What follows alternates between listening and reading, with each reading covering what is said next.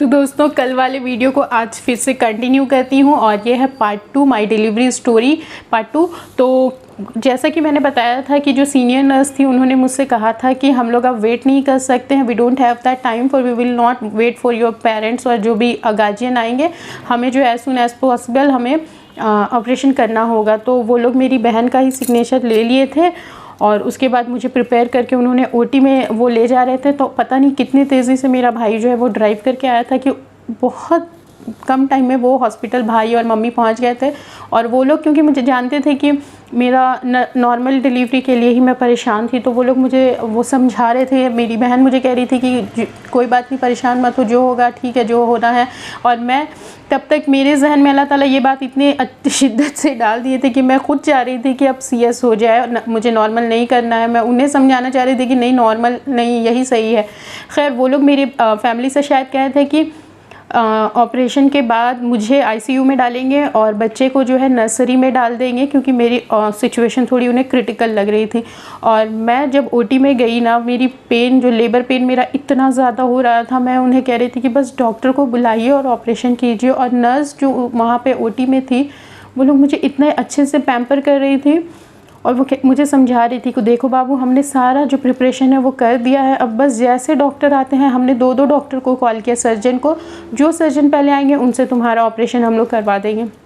और मेरे माइंड में जो सारी बातें थी वो चल रही थी कि एक जो बॉडी को सून करने के लिए एक बैकबोन में एक इंजेक्शन पड़ेगा जो बहुत पेन होगा, मतलब मुझे ये सब डर लग रहा था। खैर, और पेन तो वैसे भी हो रहा था। तो एक वहाँ पे ना एक फ़ीमेल थी, ओल्ड लेडी, पता नहीं वो मतलब कि वो हेड है या मैनेजमेंट में है क्या, वो कुछ करती नहीं है, बस आ कर के जायज़ा लेती हैं। तो वो मेरे सर के पास आके खड़ी थी और मैं उनसे कह रही थी मुझे बहुत पेन हो रहा है, बहुत पेन हो रहा है। तो वो इतने प्यार से, मतलब मुझे उस वक्त ऐसा लगा ना कि मेरी कोई ग्रैंड मदर है और वो खड़ी हुई है और मेरे बालों को इतना सहलाने लगी और मेरे हेड को यहाँ से उन्होंने एक कपड़े से जो है कवर कर दिया और कह रही थी कुछ नहीं होगा, बस अब हो जाएगा और कुछ दिक्कत नहीं होगा, परेशान मत हो। और मुझे इतने प्यार से वो पैम्पर कर रही थी ना, मैं उन्हें, और मैं भी उन्हें इतने अपनेपन से कह रही थी कि बस जल्दी से कर दीजिए, जल्दी से कर दीजिए।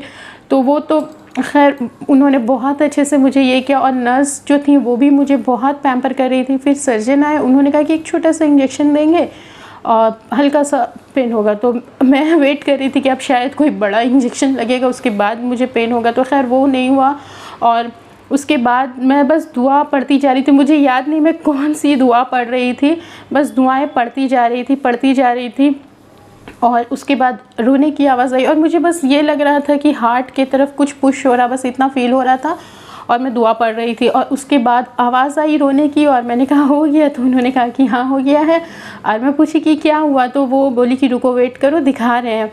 और फिर वो लोग मुझे इस तरह से इस लेफ़्ट साइड में ला करके इस तरह से उन्होंने दिखाया। मैं पूछी थी क्या है, बेटा या बेटी, तो वो कह रही थी कि देखो क्या है। तो मैंने कहा बेटा है, और माशाअल्लाह यूसुफ़ का नाम तो पहले से ही मैंने रख दिया था, यूसुफ़। और यूसुफ़ जब आए अल्हम्दुलिल्लाह, मेरा बच्चा इतना ही, मतलब एक होता ना छोटा सा बच्चा, इस तरह का नहीं था। अल्हम्दुलिल्लाह वो 3.5 पौने 4 केजी के अप्रॉक्स था। और वो अल्लाह ताला उसे भेजे ही इसलिए थे कि वो मेरे लिए एक स्ट्रेंथ था।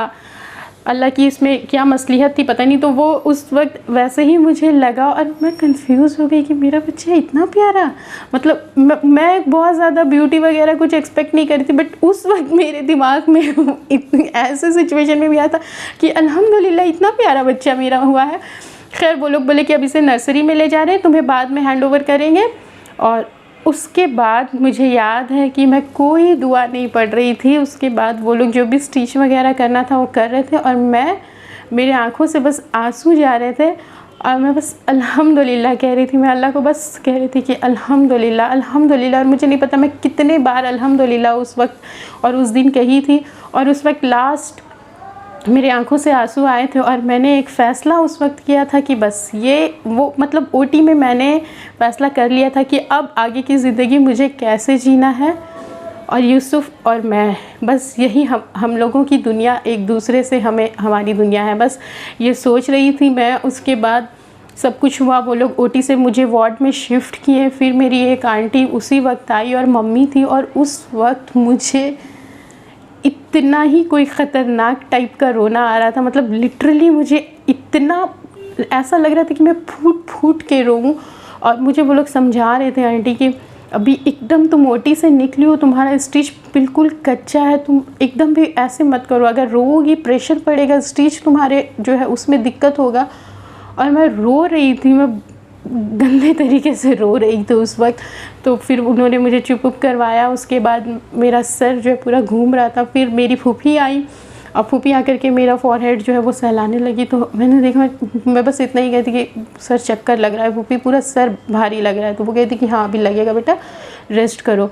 फिर उन्होंने हमें जो है क्योंकि हम लोग केबिन ले रहे थे तो केबिन में शिफ्ट कर दिया। और उस दिन तो मेरा पेन धीरे धीरे जो है जैसे जैसे सेंसेस आते हैं वैसे वैसे पेन शुरू हुआ। मम्मी भी थकी हुई थी, सो गई। और मेरे बगल में एक और पेशेंट थी, तो वो भी सो रही थी। पर मेरा पेन इतना ज़्यादा हो गया और मेरी आवाज़ निकल ही नहीं रही थी। तो बगल में जो पेशेंट थी उन्होंने कहा कि आपकी मम्मी को जगा दूँ? तो मैंने कहा हाँ जगा दीजिए। और फिर मम्मी को मैंने कहा कि कुछ करो। तो मम्मी कह रही थी कि अभी तो पेन होगा बेटा। मैंने कहा नहीं, या तो अब नर्स को बोलो या तो मुझे पेन किलर दे दे या वो मुझे स्लीपिंग पिल्स कुछ भी दे दे, क्योंकि मेरे लिए अब अनबियरेबल हो जा रहा है। तो फिर नर्स आई, उन्होंने 2 इंजेक्शन दिया और उसके बाद मैं सोई। तो ये था सैटरडे 27 मार्च, जिस दिन यूसुफ मेरी ज़िंदगी में आया, लेकिन वो फिर नर्सरी में चला गया। तो फिर संडे को वैसे ही गुजरा और मैं डर के मारे कुछ भी नहीं खा रही थी, क्योंकि इतने ज़्यादा पाइप इंड्यूस थे, ग्लूकोज चढ़ रहा होता है, ये सब हो रहा होता है कि मतलब कि डर से कुछ खाया नहीं जाता है कि नहीं नहीं मुझे नहीं खाना। और भूख तो वैसे ही मरी हुई थी, मुझे भूख लग ही नहीं रही थी। फिर संडे का दिन गुजरा और मंडे को धीरे धीरे पाइप वगैरह वो लोग जो है जो भी इंसर्ट किया था वो सब निकालना शुरू करते हैं। और फिर मंडे, आई थिंक मंडे शब बारात था। फिर मेरी कज़न मंडे को सवेरे सवेरे आती है, फूफी की बेटी, वो मिलती है। और मैं तो बात करने की हालत में ही नहीं थी, मैं तो बात ही नहीं कर रही थी। और क्योंकि मैं पहली बार हॉस्पिटल में एडमिट हुई थी तो मैं बहुत ज़्यादा परेशान हो रही थी, क्योंकि मेरा अल्हम्दुलिल्लाह इससे पहले कोई एक्सपीरियंस ही नहीं था हॉस्पिटल का। तो खैर ट्यूसडे को ये हुआ था डिसाइड कि अब वो लोग डिस्चार्ज कर देंगे। और अल्हम्दुलिल्लाह अब मेडिकल साइंस इतनी एडवांस हो गई है कि ऑपरेशन भी बहुत जल्दी, ऑपरेशन अगर होता है तो वो हील हो जाता है। और मुझे लगता है ना कि अल्लाह ताला के जो प्लान्स होते हैं ना वो ज़्यादा बेटर होते हैं हमारे प्लान से। हम लोग जो सोचते हैं वो हमें लगता है कि बेहतर है, पर होता वही है जो बेहतरीन होता है और जो अल्लाह ताला पहले से डिसाइड करके रखते हैं। तो मेरे हिस्से में ऑपरेशन ही था और ये अल्लाह की मर्ज़ी थी कि मेरी सर्जरी हो। खैर होली वाले दिन, आई थिंक मंडे नहीं ट्यूसडे को जो है वो लोग यूसुफ को लेकर के आने वाले थे। और हम लोग वेट कर रहे थे एक हज़रत का कि वो आएंगे और यूसुफ के कान में अजान देंगे। उससे पहले ही यूसुफ जो है, और मुझे ना 2-3 दिन तक मैं बहुत रिलैक्स थी कि अच्छा यूसुफ आराम से नर्सरी में है और मैं यहाँ पे हूँ। मुझे उतना ज़्यादा ये भी नहीं लग रहा था कि यूसुफ को ले लूँ। लेकिन ट्यूसडे के दिन मुझे लगा कि अब यूसुफ को ले आओ, मम्मा से कह के, मम्मी को कह के मैंने कि यूसुफ को ले आओ। और अम्मी ले कर के आई। और क्योंकि उस वक्त अजान तो दिए नहीं थे उसके कान में, और मेरी ये ख्वाहिश अभी भी है और ये मैंने पढ़ा है कि अपने बच्चे को सूरह फातिहा आप ख़ुद सिखाएं, इससे पहले कि कोई और उसे सिखाए। तो मुझे ये था कि मैं सबसे पहले उसे सूरह फातिहा जो है वो सूरह फातिहा वो पढ़ कर के दम करूं। तो क्योंकि अजान तो दिया नहीं गया था उस वक्त तक, तो मैं जो भी दुआ आता था वो सब पढ़ करके उसे दम की और उसे अपने गोद में लिया। और उसके बाद उसे घर पे वीडियो कॉल की, सब कोई को दिखाया, वो सब कुछ हुआ। उसके बाद जो है अल्हम्दुलिल्लाह हम लोग ट्यूसडे को ही, आई थिंक जिस दिन वो आया, और नहीं मंडे को वो आया था और उसके नेक्स्ट डे हम लोग जो है, मंडे नहीं ट्यूसडे आया था, संडे मंडे 2 दिन हम लोग रहे और ट्यूसडे आया। फिर उसके नेक्स्ट डे, आई थिंक मैं थोड़ा सा दिनों में कंफ्यूज हो रही हूँ, जिस दिन वो आया उस रात हम लोग हॉस्पिटल में रहे। उसके नेक्स्ट डे जो है हम लोग घर आ गए थे। और घर आकर के यूसुफ की तबाही शुरू हो गई थी, क्योंकि वो इतना रोता था, मुझे किसी वक्त चिढ़ लगता था, मैं एकदम से इरिटेट हो जाती थी। फिर पता नहीं कब यूसुफ, उसको अल्लाह ताला ऐसी एबिलिटी दी है कि वो हर किसी को अपना फ़ैन बना लेता है। और मैं तो उसकी माँ हूँ, तो मुझे पहले लगता था कि ये मुझसे अटैच नहीं हो रहा। और अल्हम्दुलिल्लाह आज ऐसा दिन है कि यूसुफ मेरे बिना रह ही नहीं पाता है। वो सारा दिन कहीं पे भी रह ले, रात के वक्त उसे मम्मा चाहिए। और आप अल्हम्दुलिल्लाह आप लोगों से भी मैं काफ़ी ज़्यादा वीडियो में शेयर की हूँ यूसुफ को, और मतलब कि मैं क्या कहूँ कि हर किसी का एक वो रहता है ना कि एक स्टोरी रहती है। और यूसुफ़ के आने के बाद या फिर किसी भी बच्चे के आने के बाद, ख़ासकर जो फर्स्ट बेबी होता है उसके आने के बाद, एक माँ की ज़िंदगी जो है पूरी तरह से चेंज हो जाती है। और ये मैं सुनती थी और अब अल्हम्दुलिल्लाह मुझे फ़ील हो रहा है कि Yusuf is not only a baby for me, he is like a strength for me. और उसने मुझे टोटली चेंज कर दिया है। अब अल्हम्दुलिल्लाह मेरा जो भी पर्सनैलिटी है, आप जो मुझे इतना मेरे कुछ लाइफ को या मेरी बातों को बहुत सारे लोग अप्रिशिएट करते हैं कि आप इतनी स्ट्रांग हो, इतनी कॉन्फिडेंट हो।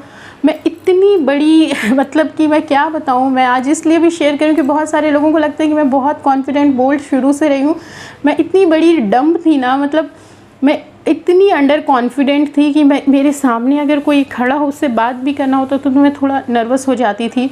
लेकिन यूसुफ़ के आने के बाद, इनफैक्ट उसके आने के पहले ही, जब यूसुफ़ नहीं आया था उसके कुछ टाइम पहले ही मैं अपने आप पे बहुत फोकस करने लगी थी। मैंने पहले ही सोचा था कि अगर मेरा बेटा होगा तो उसका नाम यूसुफ़ रखूँगी, और अगर बेटी होगी तो उसका नाम खदीजा रखूँगी। और खदीजा रज़ी अल्लाह ताला अन्हा जो है, उनकी ज़िंदगी से मैं बहुत ज़्यादा इंस्पायर्ड हुई हूँ और मैं सच में वैसी ज़िंदगी गुजारना चाहती हूँ, उनके जैसा बनना चाहती हूँ। और इंशाअल्लाह आपके साथ कभी उनके बारे में शेयर करूँगी कि खदीजा रज़ी अल्लाह ताला अन्हा के क्या पर्सनैलिटी थी उनकी। तो खैर बेटी तो आई नहीं, तो मैं ख़ुद वो ज़िंदगी अब गुजारना चाहती हूँ। और उसके बाद क्या हुआ था कि यूसुफ़ के आने के पहले ही मैंने बहुत ज़्यादा अपने आप को, हालांकि मैं बहुत ज़्यादा डार्क हो गई थी और बहुत अजीब सी मेरे हालात थे। उससे पहले से, यूसुफ़ के आने से पहले ही मैंने ना एक चीज़ सीखा है, और वो हर इंसान को, हर एक फ़ीमेल को करना चाहिए मुझे लगता है, चाहे वो मैरिड हो अनमैरिड हो कोई भी हो।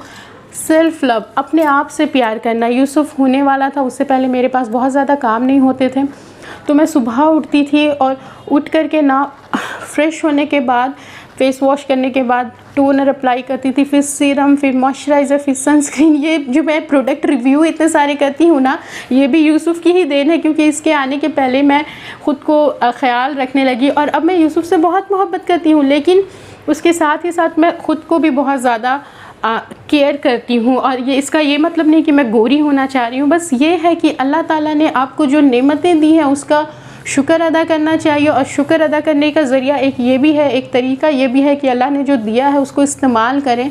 तो अब मैं खुश रहना चाहती हूँ। मेरी एक दुनिया है, आप सारे लोग जानते हैं, चैनल का नाम भी उसी से रिलेटेड है। इंशाल्लाह कभी आगे डिस्कस करूँगी कि मरियम का मैजिक जो नाम मैंने रखा, इसके पीछे क्या थॉट था मेरा, क्या कॉन्सेप्ट था। तो मैं वो ज़िंदगी अल्हम्दुलिल्लाह, मैंने जो एक इमेजिन किया था और मुझे बहुत इम्पॉसिबल लगता था वो लाइफ, वो अल्हम्दुलिल्लाह मैं जी रही हूँ। अल्लाह का बहुत शुक्र है और बहुत खुश हूँ। यूसुफ़ है और मैं हूँ, और हम दोनों एक दूसरे की दुनिया है। और बस अल्लाह का शुक्र है। आज का जो ये व्लॉग है, डिलीवरी स्टोरी, इसे मैं यहाँ पे एंड कर रही हूँ। यूसुफ़ तो अभी है नहीं, वरना मैं उसे भी आपके साथ ज़रूर शामिल करती, या फिर आपको आगे के क्लिप में मैं अभी शेयर करूँगी मेरी और यूसुफ़ की थोड़ी सी जो है छोटी मोटी सी क्लिप जो आप देख सकोगे। और 2 साल हो गया लेकिन बर्थडे सेलिब्रेट नहीं की हूँ। इसके लिए मैं पहले भी बता चुकी हूँ कि मैंने इसका फ़र्स्ट ईयर भी सेलिब्रेट नहीं किया, सेकेंड ईयर भी सेलिब्रेट नहीं किया, क्योंकि मैं कोशिश कर रही हूँ कि बर्थडे सेलिब्रेशन ना करूं। इस्लाम में मना भी है, और ये मैं कोई क्लेम नहीं कर रही हूँ कि आगे भी नहीं करूँगी, लेकिन कोशिश करूँगी कि यूसुफ़ का बर्थडे सेलिब्रेट नहीं करूँ। इंस्टेड ऑफ दैट मैं हर फ्राइडे या जब भी मुझे मौका मिलता है मैं सेलिब्रेट करती हूँ। As you can see on my vlogs की मैं घूम रही हूँ या कुछ खा रही हूँ या हम लोग खुश हैं, रील्स बना रहे हैं। तो हर मोमेंट स्पेशल है, ज़रूरी नहीं है कि सिर्फ बर्थडे वाले दिन को ही हम लोग सेलिब्रेट करें या मदर्स डे को भी सेलिब्रेट करें। तो मैं ये कोशिश करती हूँ कि यूसुफ़ को अच्छी सी तरबियत दूँ, और ये बहुत बड़ी ज़िम्मेदारी, और एक कहते हैं ना कि औलाद अल्लाह की तरफ से एक बहुत बड़ी नेमत तो है। अल्हम्दुलिल्लाह मुझे ये लगता है यूसुफ़ के बारे में कि मेरी जितनी सारी आजमाइशें हुई हैं ना, उसके बदले में यूसुफ़ मुझे एक रिवॉर्ड के तौर पे अल्लाह ताला ने दिया, एक नेमत है वो मेरे लिए। और मैं कहती हूँ कि मैंने अपना सब कुछ लुटा के यूसुफ़ को हासिल किया है। तो ये एक सच है, लेकिन एक सच ये भी है कि औलाद बहुत बड़ी आजमाइश है। औलाद के बारे में अल्लाह ताला ने कहा है ना कि औलाद एक फ़ितरा है। इंसान बड़े से बड़ा गुनाह जो है अपनी औलाद की वजह से करता है, औलाद को आसानी देने के लिए करता है।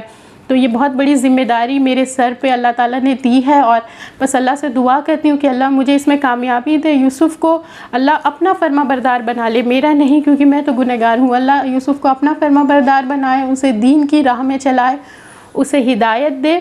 सबसे ज़्यादा ज़रूरी और सबसे बड़ी दौलत जो है वो हिदायत है। तो मैं अल्लाह से यही कहती हूँ कि अल्लाह मेरे औलाद को मेरे लिए आजमाइश ना बनाए, मेरे लिए वो सुकून का, मेरे लिए मेरी आंखों की ठंडक बने, सुकून का बाइस बने और मेरे लिए सदक़े जारिया बने। और मैं दुआ करती हूँ कि अल्लाह हम सब के औलाद को हमारी आंखों की ठंडक और हमारे लिए सदक़े जारिया बनाए, क्योंकि दुनिया की कामयाबी तो ख़त्म हो जानी है, जो बाकी रह जाने वाली चीज़ है वो नेकी है और आखिरत है। तो अल्लाह हम सब के औलाद को जो है नेक राह पे चलाए, क्योंकि औलाद नेक होगी तो भी उसका आपको अजर मिलेगा, और औलाद अगर गुनाहगार, आप अगर अच्छे से तरबियत नहीं करके गए हो तो उसका भी जो कुछ हिस्सा आपके मरने के बाद भी आपके पास पहुंचने वाला है मेरे ख़्याल से।